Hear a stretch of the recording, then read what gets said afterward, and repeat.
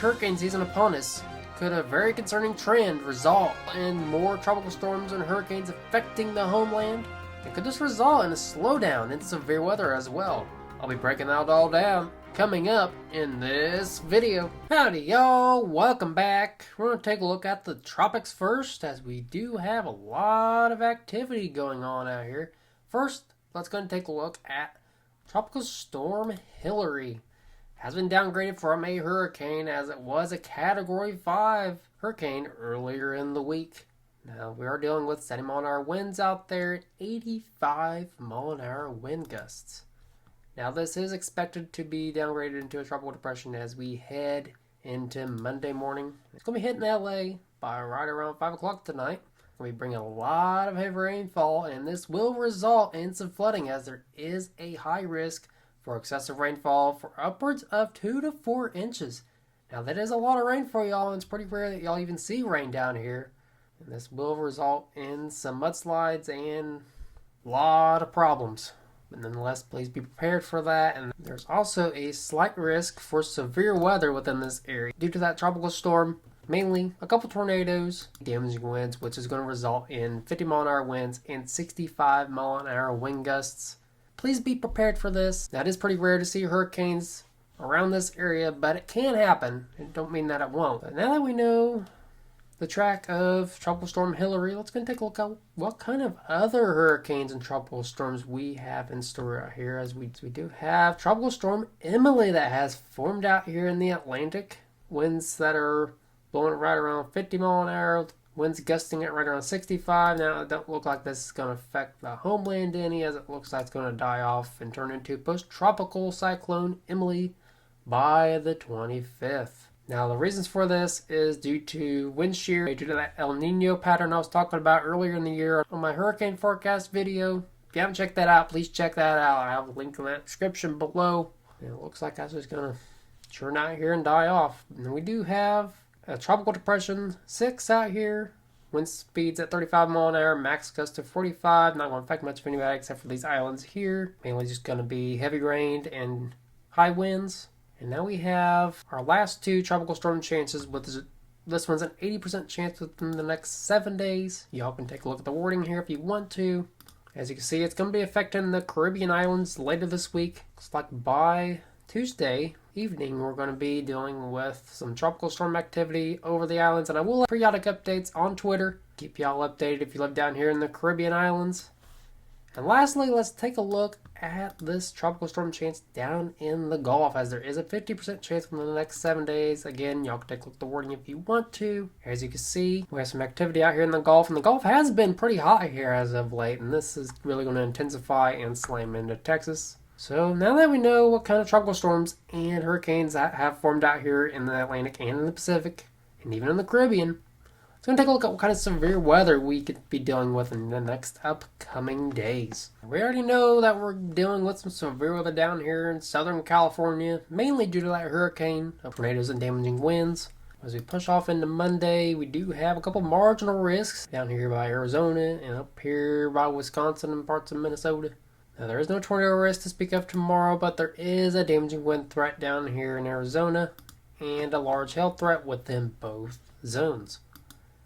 As we push off into Tuesday, we don't have any severe weather at all. So if we look at the 4 to 8 day outlook, really nothing going on. Let's go and take a look at the time frames for the marginal risk zones down here in Arizona and parts of Minnesota and Wisconsin. Now, down here in Arizona, if we look at the simulated radar, we got the damaging winds and large hail threat going on. This is, I think, mainly going to be due to that hurricane. We'll still track it anyway. As we can see, tomorrow evening, it looks like we're going to be still dealing with remnants from Tropical Depression Hillary. So that's going to be moving northward, and we're still going to be dealing with some clusters down here, which are still going to bring some damaging winds and some large hail. As we move northward here towards Wisconsin and parts of Minnesota, we can see that the main risk mainly is just going to be large hail tomorrow. Looks like it's going to be mainly in the early morning hours on Monday over here in parts of Minnesota and Wisconsin. So just please be aware that up here you're mainly going to be dealing with large hail, and down here in Arizona y'all mainly going to be dealing with damaging winds and large hail. So now that we know the severe weather and tropical storm activity that's going on for the next few days. Let's go and take a look at what we could expect as we head towards September. And take a look at what we could expect as we head towards September. We want to take a look at the 500 millibar height anomalies. Blues represent the troughing patterns, and the reds, they represent the ridging patterns. Basically, this is the good weather and this is the bad weather. As it pushes forward, it looks like much of the western part of the country is going to be in this little soggy pattern, while the middle and eastern part of the country is going to be in this little dry and hot pattern. As y'all may remember, in my last video, I reported on the eastern part of the country is going to be coming into a dry and hot pattern, while the western part of the country is coming into a soggy and sort of humid pattern. It looks like this is going to be holding up. It looks like even the northeastern part of the country is going to be coming into this little soggy and stormy pattern. Up until the end of the month is when we could expect a change. We're going to keep an eye on this, as it looks like another pattern flip is going to be in store, as we're going to be dealing with some potential soggy and wet and cool conditions out east and some dry and hot conditions out west. But this is pretty far out. This is over 240 hours out, so anything can and will change by then, and I will keep y'all updated if this does verify. Now let's take a look at the simulated radar to see what kind of precip we could expect moving forward. You know, we got Tropical Storm Hillary down here. It's going to turn into a tropical depression as it moves inland, causing some soggy conditions out west and some stormy conditions down here in Arizona and even up here by parts of Wisconsin and Minnesota. Now, this doesn't have any relation to that tropical depression over there, but we do have some severe weather on Monday into Tuesday. And we do have tropical storm activity down here in the Gulf that's going to be affecting much of Texas and Mexico. So y'all going to be coming into some soggy conditions down there as well. Still be dealing with some soggy conditions out west before we're going to be dealing with some potential showers and thunderstorms that could result in some severe weather for parts of Pennsylvania and Ohio by the 24th. And this is when our major pattern flip is going to possibly into effect, as a major ridging pattern is going to be coming into play over here, and a troughing pattern is going to be coming into play over here. This could result in some pretty strong showers and thunderstorms by the end of the month. And as you can see, we're coming into a major stormy pattern. We're going to have potential severe weather east of Oklahoma by the 28th. And really by the 30th, it looks like lots of flooding could possibly happen over here in the southeastern part of the country. Now lastly, let's take a look at what kind of temperatures we could expect as we look at the temperature anomalies. This basically shows above and below average trends, as the blues represent the below average and the reds represent above average. As we push this forward, looks like this little heat dome is going to be coming into play. We're going to be dealing with the above average temperatures as far north as South Dakota, and below average temperatures for the northeast and western part of the country. Now this looks like the pattern will flip by the end of the month, as we saw on the 500 millibar height anomaly map. So definitely something to keep our eye on. Now, if y'all are curious what kind of temperatures we could expect, let's go and take a look at that. As you can see, we're going to be dealing with 100-degree temperatures as far north as South Dakota later this week.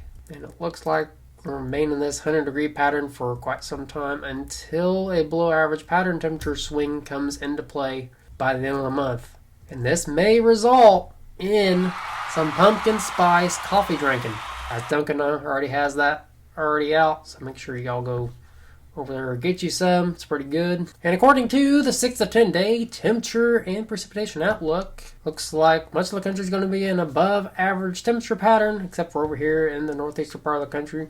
We're all going to be in this below average pattern.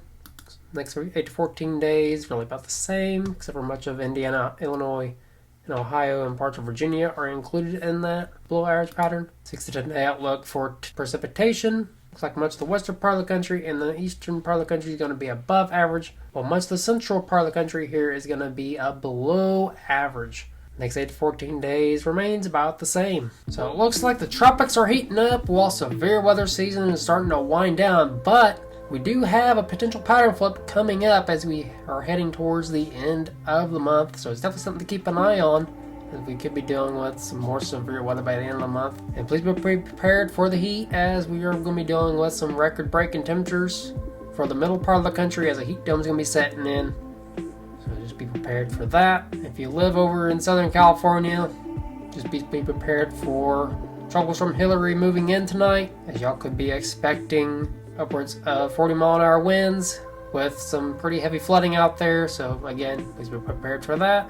So if you like the video, please hit that thumbs up button. Don't forget to subscribe down below. Feedback is always appreciated. I appreciate every one of y'all for leaving comments down below, leaving feedback. It's much appreciated. Thank you. And until next time, never stop forecasting.